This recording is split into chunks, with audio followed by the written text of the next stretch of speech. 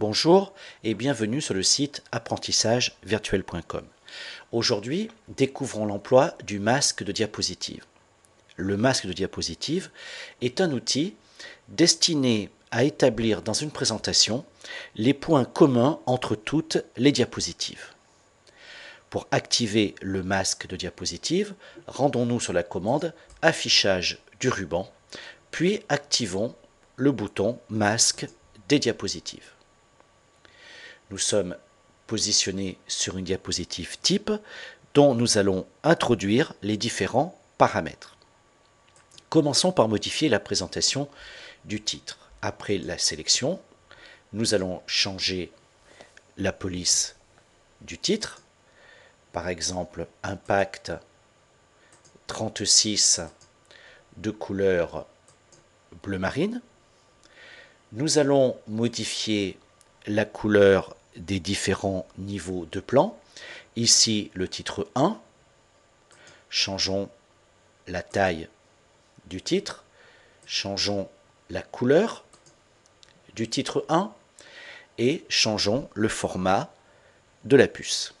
Pour cela, nous allons cliquer sur le bouton puce, choisir la commande puce et numéro, puis, à l'aide du bouton personnaliser, nous arrivons à la table des caractères spéciaux. Dans la table des caractères spéciaux, sélectionnons une autre police, par exemple Wingdings, puis la puce qui nous intéresse. Validons la table des caractères spéciaux.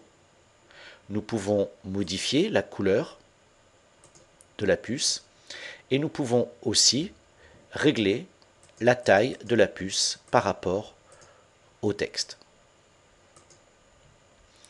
Voilà, les titres 1 sont maintenant définis. Ensuite, nous pouvons par exemple appliquer un arrière-plan. Clic droit sur l'arrière-plan, prenons la commande mise en forme de l'arrière-plan. Ici, nous allons choisir de dégrader deux couleurs. Choisissons donc l'option remplissage dégradé. Dans point de dégradé, point 1, nous allons sélectionner une couleur, puis un deuxième point de dégradé, point 2, pour lequel nous allons déterminer une autre couleur. À ce moment-là, nous pouvons choisir le type de dégradé, linéaire, radial, rectangulaire, ainsi que la position des deux couleurs. Cliquons sur le bouton fermer de mise en forme de l'arrière-plan. Nous constatons que ce dégradé s'est appliqué à l'ensemble de nos diapositives. Maintenant, quittons le masque des diapositives. Nous réactivons l'onglet masque des diapositives et tout à fait à droite, nous allons cliquer sur désactiver le mode masque. À ce moment-là, nous revenons à notre présentation normale.